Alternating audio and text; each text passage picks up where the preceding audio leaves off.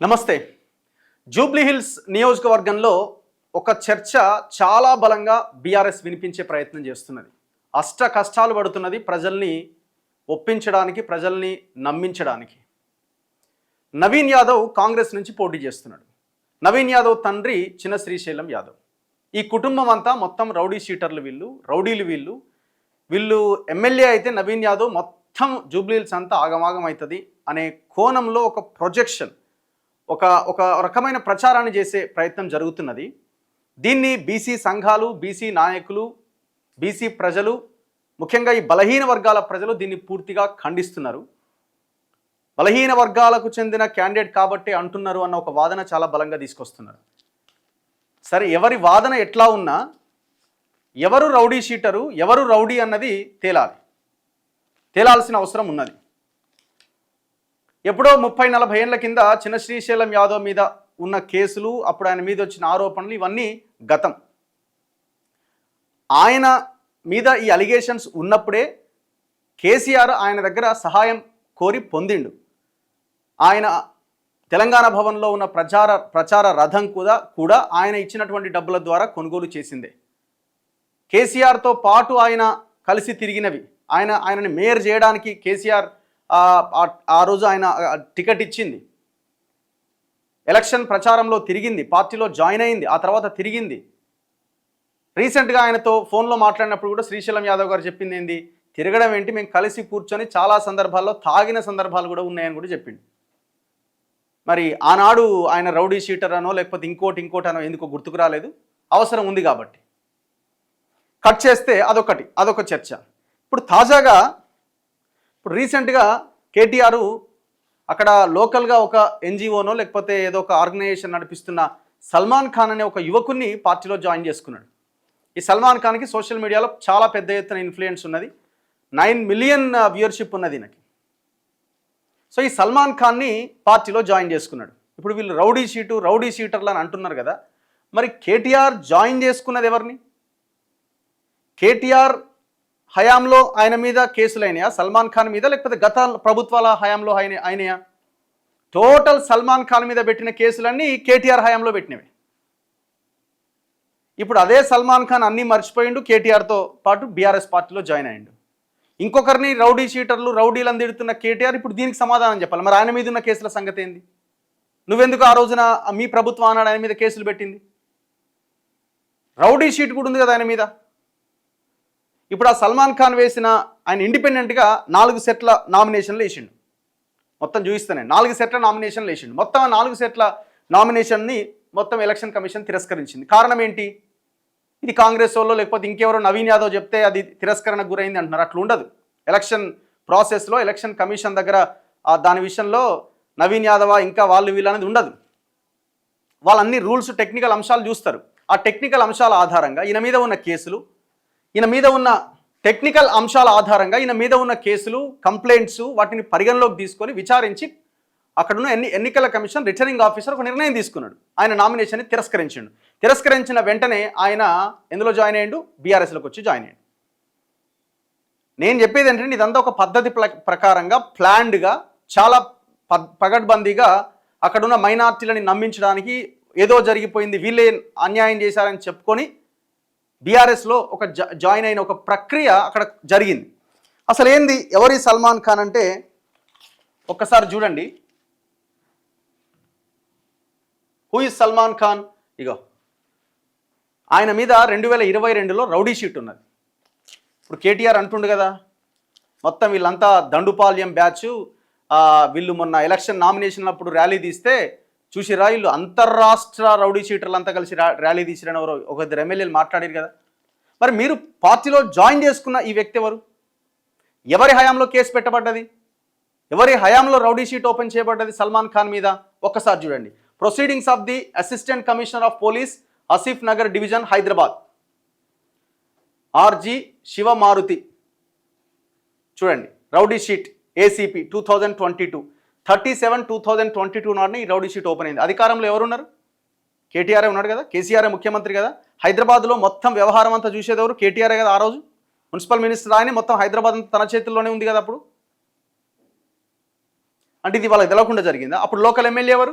మాగంటి గోపీనాథ్ ఇప్పుడు ఎవరి భార్య అయితే పోటీ చేస్తుందో ఆమె భర్తనే కదా మాగంటి గోపీనాథ్. ఆనే కదా ఆ రోజున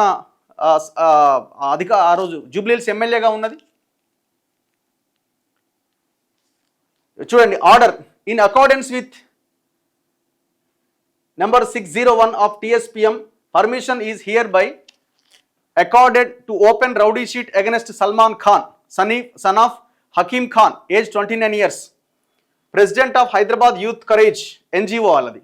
సో ఆయన మీద రౌడీ షీట్ ఓపెన్ అయిందన్నట్టు. Crime number, he was involved in crime number 227/2022 under section 186, 189, 353, 504, 506 IPC of PS Humayun Nagar police station. In the report of the inspector, Humayun Nagar stated that the above unsocial element is also anti-social elements relating to the public peace and The details of the cases has been mentioned in the report of Inspector of Police Humayun Nagar PS are as follows. Total ఈ cases అన్నీ ఉన్నాయి ఆయన మీద. అంటే వాళ్ళు rowdy sheet open చేసినప్పుడు చూపించిన cases. Crime number 439 PS Banjara Hills, ఎప్పుడండి ఇది 2019లో కేసు. క్రైమ్ నెంబర్ 131 2020లో కేసు. అప్పుడు ఎవరున్నారు అధికారంలో? బీఆర్ఎస్ఏ కదా. Crime number 214 2020, crime number 203 2020, crime number 365 2020, crime number 207 2020లోనే, 151/2020, క్రైమ్ నెంబర్ 53 2020, అన్నీ మీ హయాంలో నమోదైన కేసులే. మరి మీరు తప్పు పెట్టిరు ఆయన మీద. ఆయన అప్పుడు అలిగేషన్ చేసి నా మీద దొంగ కేసులు పెడుతున్నాను, అన్యాయం చేస్తున్నారని ఆ రోజు ఆయన వీడియోలు చేసిండు. ఎవరు? ఇదే సల్మాన్ ఖాన్ బీఆర్ఎస్లో ఏరిండు. అదే కేసులు పెట్టిన కేటీఆర్ ఇప్పుడు కండవా కప్పిండు. మరి మీరు అంత ఏంది ఇదంతా? మళ్ళీ ఇంకొకరిని మీరు రౌడీ షీటర్లు, రౌడీలు మీరంతా, మీరు వస్తే అదవుతుంది ఇదవుతుంది. మీరేం మెసేజ్ ఇస్తున్నారు ఇక్కడ? బీఆర్ఎస్ పార్టీ సమాధానం చెప్పాల్సిందే కదా ప్రజలకి, జూబ్లీహిల్స్ నియోజకవర్గ ప్రజలకి. The said Salman Khan son of Hakeem Khan should be checked time to time and the rowdy sheet should be retained till 31/12/2022. So ఈ క్షణం వరకు ఏముందో తెలీదు, కానీ ఎవరైతే కంప్లైంట్ చేశారో ఈయన మీద, ఏమని, ఈయన యొక్క నామినేషన్ని తిరస్కరించాలి, ఈయన మీద చాలా ఎలిగేషన్స్ ఉన్నాయని ఒక ఇండిపెండెంట్ క్యాండిడేట్ కంప్లైంట్ చేశారో ఆయన చాలా క్లియర్గా ఏం చెప్పిండు? ఇగో చూడండి, 22/10/2025 మొన్న స్క్రూటినీ రోజు, the returning officer Jubilee Assembly Constituency Hyderabad, objections raised against the nomination of Salman Khan, Jubilee Assembly Constituency, alleged violations under the Representation of the People's Act 1951. దాంట్లో వీళ్ళు ఇవన్నీ ఉన్నాయి ఈయన మీద. Rowdy sheet proceedings of the assistant commissioner of police Asif Nagar division Hyderabad number so and so, rowdy sheet open on his illegal activities and criminal history. So అందుకే ఆయన యొక్క నామినేషన్ని తిరస్కరించాలని complaint ఇచ్చారు రిటర్నింగ్ ఆఫీసర్కి. చూద్దాం అది. ఇది ఈయన మీద ఉన్న రౌడీ షీట్. ఇందులో క్రైమ్స్ చూడండి, ఈయన మీద పెట్టిన క్రైమ్స్ చూడండి ఒక్కసారి. ఇవన్నీ అవే. బ్రీఫ్ ఎక్స్ప్లెనేషన్ కూడా ఉంది ప్రతి కేసుకి. Salman Khan involved criminal cases, right? Crime numbers, explanation. నేను ఒకటి చూపిస్తాను చూడండి. ఇగో చివరికి ఈయన మీద మరి కేటీఆర్ ఏం ఆన్సర్ చెప్తారు? యువతలో రౌడీలు అంటున్నాడు. నీ పార్టీలో జాయిన్ చేసుకున్న వాళ్ళు మాత్రం కనబడతలేరు. చూడండి, crime number 338/2022 under section 354, 420, 342, 323, 506, red with 34 IPC and section 8 of POCSO act 2012 of PS Humayun Nagar Hyderabad. అంటే తన మీద పోక్సో కేసు కూడా నమోదై ఉన్నది. ఎప్పుడు ఇది? 2022లో క్రైమ్ నెంబర్ 338. 2022లో ఎవరు చూస్తున్నారు? హైదరాబాద్ అంతా. తెలంగాణలో ఎవరు అధికారంలో ఉన్నారు? మీరే కదా. ఇప్పుడు ఎవరిని జాయిన్ చేసుకున్నారు? ఎవరి మీద అయితే కేసు పెట్టారో ఆయన్నే జాయిన్ చేసుకున్నారు కదా. ఏమంటాడు కేటీఆర్? ఇది ఒక్కసారి ఈ వీడియో వినండి, గమ్మత్తుంటుంది. ఇలా అసలు వీళ్ళు డ్రామాలు చేయడంలో వీళ్ళకి మించిన వాళ్ళే లేరు. ఈయన ఎవరో తెలియదట. ఈయనట 10 అంబులెన్స్లు ఇస్తాడని ఎప్పుడో మెసేజ్ పెట్టిండట. 10 అంబులెన్స్లు ఇస్తా అనగానే ఎవరి సల్మాన్ ఖాన్, ఎవరి బచ్చా అని ఎవరిని అడిగిండట. లేదు సార్, ఆయన చాలా హెల్ప్ చేస్తాడు చాలామందికి అని అంటే, అప్పుడు కేటీఆర్ వెంటనే ఆయనకు ఫోన్ చేసిండట. 1 year బ్యాక్ ఆయన మెసేజ్ పెడితే ఒకసారి చూడండి. नौजवानों से मैं भाई इतना ही कहना चाहता हूँ, कल रात में मेरी मुलाकात हुई सलमान से। मैं इससे पहले कभी मिला नहीं, पर एक दफा शायद 1 साल पहले इनका एक मैसेज आया था मेरे फोन में कि साहब मेरा नाम सलमान खान है, मैं हैदराबाद यूथ करेज करके एक ऑर्गेनाइजेशन है, इसको मैं चलाता हूँ, 10 एम्बुलेंस मैं डोनेट करने वाला हूँ, उसमें मैं आपको चीफ गेस्ट बुलाना चाह रहा हूँ बोल के इनका मैसेज था। मुझे खबर नहीं था, मालूम नहीं था, अंदाजा भी नहीं था कि सलमान खान कौन है, क्या है, हैदराबाद यूथ करेज क्या है, नहीं मालूम था। मैं माफी चाहता हूँ, मैं झूठ नहीं बोलूंगा। तो मैं अपनी टीम से पूछा कौन है भाई ये बच्चा, बोले साहब मैं तुम लोग थोड़ा चेक करके बताएंगे। फिर बाद में बोले अच्छा काम कर रहा साहब, बहुत अच्छा काम कर रहा, गरीबों की खिदमत करने की कोशिश कर रहे नो। सलमान खान नौजवान लड़का है, शायद 30-35 के बीच में उम्र रहेंगी, काम तो कर रहे हैं, कोशिश तो कर रहे हैं। तो मैंने पूछा हमारे टीम से इरादा क्या है, कोई सियासी फायदे के लिए कर रहे हैं, किस चीज के लिए कर रहे हैं? बोले नहीं साहब लगता तो यही है कि खिदमत करने की कोशिश कर रहे हैं, पर बदकिस्मती वक्त का ये था, प्रॉब्लम था, इसीलिए मैं प्रोग्राम में तो शामिल नहीं हुआ, पर जरूर तब से मैं इनकी जितने भी एक्टिविटीज हैं सब पे मैं नजर रख रहा हूँ, गौर कर रहा हूँ। और आज खुशी की बात यह है कि ये जो नौजवान लड़का है सलमान, इतना मैच्योरिटी के साथ आज जिन्होंने जो बात रखने की कोशिश की, एक ही बात में उन्होंने सब कुछ बोल दिया कि हमने बार बार मौका दिया कांग्रेस को और उन्होंने बार बार धोखा ही दिया हमको।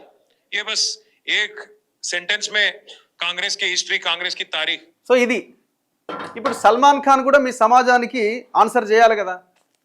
నీ మీద పోక్సో కేసు పెట్టింది ఎవరు? నిజంగానే పెట్టినా అని అనుకోవాలి కదా ఇప్పుడు ఒక రకంగా. మరి వాళ్ళ చెంతకే పోయినామంటే నీ మీద ఉన్న కేసులు, వ్యవహారం ఇదంతా మరి ఏ రకంగా సమాజం అర్థం చేసుకోవాలి? మీ సమాజం, మీ కమ్యూనిటీ కోసమే నువ్వు పనిచేస్తున్నావు కదా. నీ మీద పెట్టిన పోక్సో కేసు, నీ మీద పెట్టిన రౌడీ షీట్, నీ మీద దాదాపు 29 కేసులు ఈయన మీద దాదాపుగా ఉన్నాయి. ఈయన కోర్టులో వేసిన పిటిషన్ల లెక్కనే ఒకసారి చూపిస్తాను చూడండి. రిట్ పిటిషన్లు, క్రైమ్ లీవ్ పిటిషన్లు దాదాపు 49 పిటిషన్స్ ఉన్నాయి ఈయన కోర్టులో వేసినాయి. అంటే ఈయన కేసుల మీద ఈయన వేసిన రిట్ పిటిషన్లు కానీ, క్రైమ్ పిటిషన్స్ కానీ ఇవన్నీ 44 పిటిషన్స్ ఉన్నాయి. 44 పిటిషన్లు ఉన్నాయి హైకోర్టులో, అన్ని కోర్టులలో. అన్ని 2022, 23, 24, 25. మీరు వేసుకునే ఇవన్నీ. మరి ఇప్పుడు కేటీఆర్ ఏం ఆన్సర్ చేస్తాడు? మీకు కండువా కప్పి ఆయనే కేసులు పెట్టిండు, పోక్సో ఆయనే పెట్టిండు, రౌడీ షీట్ ఆయనే ఓపెన్ చేయించిండు మీ మీద.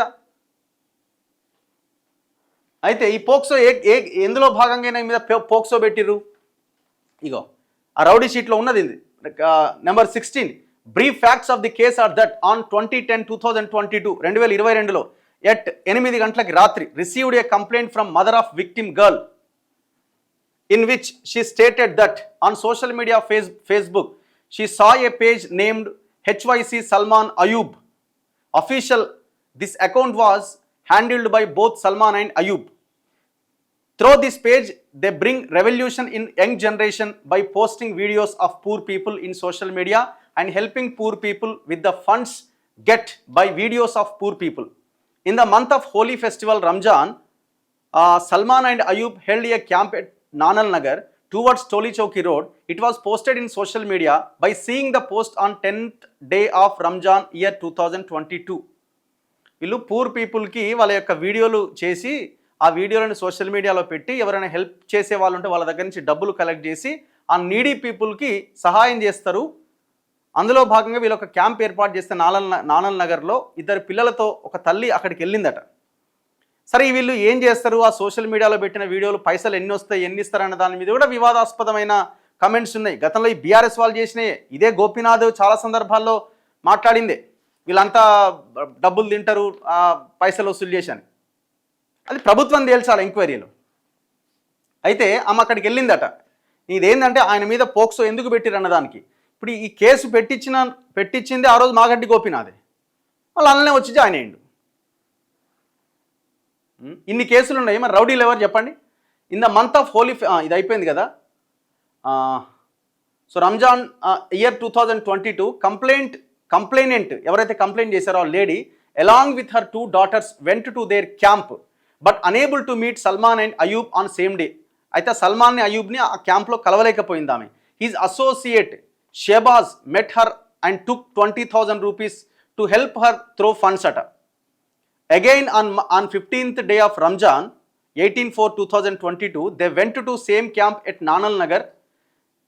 There they met with Salman and Ayub and told their story that her husband was expired and she have 4 daughters and 1 son and she don't have financial source to perform marriages of her daughters and to settle her son. So ఆ పిల్లలు ఉన్నారు, వాళ్ళకి marriage చేయలేకపోతున్నా, బాబుని settle చేయకపోతున్నా, మాకు కొంచెం సహాయం చేయండి అని వాళ్ళని అడిగిందట.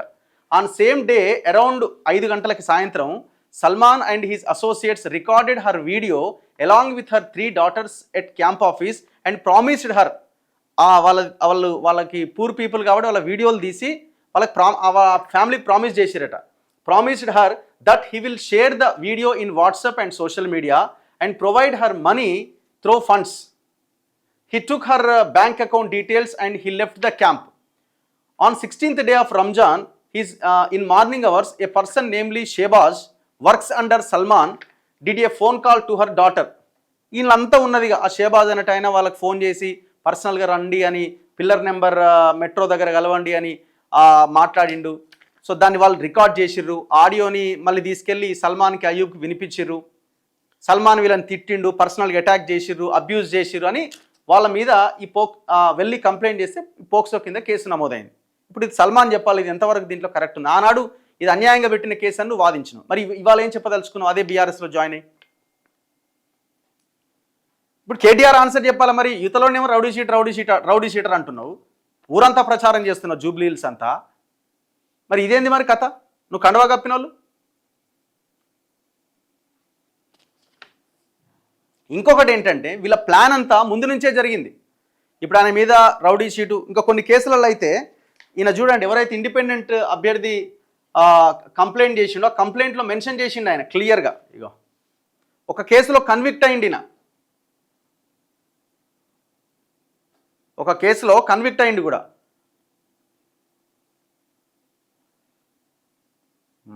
ఇగో orders of conviction in CC number so and so dated 29/1/2019 by the additional chief metropolitan magistrate Nampally Hyderabad. అంటే తప్పు చేసినట్టుగా కోర్టు కూడా డిసైడ్ చేసింది. మరి ఇదేంది కథ, all the criminal cases pending against him or not mentioned. ఇవన్నీ మెన్షన్ చేయలేదు ఎఫ్ఐఆర్, ఇది మన ఎలక్షన్ అఫిడవిట్లో. మరి ఇవన్నీ మెన్షన్ చేయకపోతే ఎలక్షన్ కమిషను ఎలక్షన్ దాన్ని రిజెక్ట్ చేయకుండా స్క్రూట్నీలో అట్లనే పెట్టి నీకు అవకాశం కల్పిస్తుందా? అందులో భాగంగానే రిజెక్ట్ చేసిరు. All the above cases are under trial and for appearance of accused it's clear violations and grounds for rejection of nomination అని ఆనందరావు జొల్లు అని ఆయన ఒక ఇండిపెండెంట్ క్యాండిడేట్ ఇగో కంప్లైంట్ చేసింది, కేసులన్నీ ముందు పెట్టి. ఇగో ఈయన మీద ఈయన ఎట్లా ఎమ్మెల్యే అవుతాడు, ఈయనకి ఎట్లా జనాలు ఓట్లు వేయాలి అని మొత్తం కేసెస్తో సహా పెడితే ఎలక్షన్ కమిషను రిజెక్ట్ చేసింది. విషయం ఏంటంటే ఇక్కడ ఇంకొక భయంకరమైన విషయం ఏంటంటే వీళ్ళంతా ఇప్పుడు ఈయన బీఆర్ఎస్లో జాయిన్ అవ్వకముందే బీఆర్ఎస్తో టచ్లో ఉన్నాడు. బీఆర్ఎస్లో జాయిన్ అవ్వకముందే బీఆర్ఎస్తో టచ్లో ఉన్నాడు.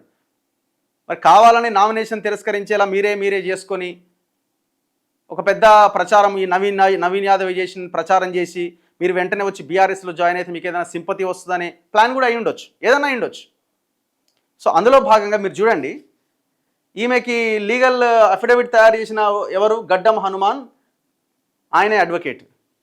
ఆయనకెవరు ఎప్పుడు ఇది నామినేషన్, ఇది నామినేషన్, ఇది ఎలక్షన్ నామినేషన్ అండ్ అఫిడవిట్. ఆయనకు చూడండి ఇదెవరిది, సల్మాన్ ఖాన్ దానికి ఎవరు, గడ్డం హనుమాన్.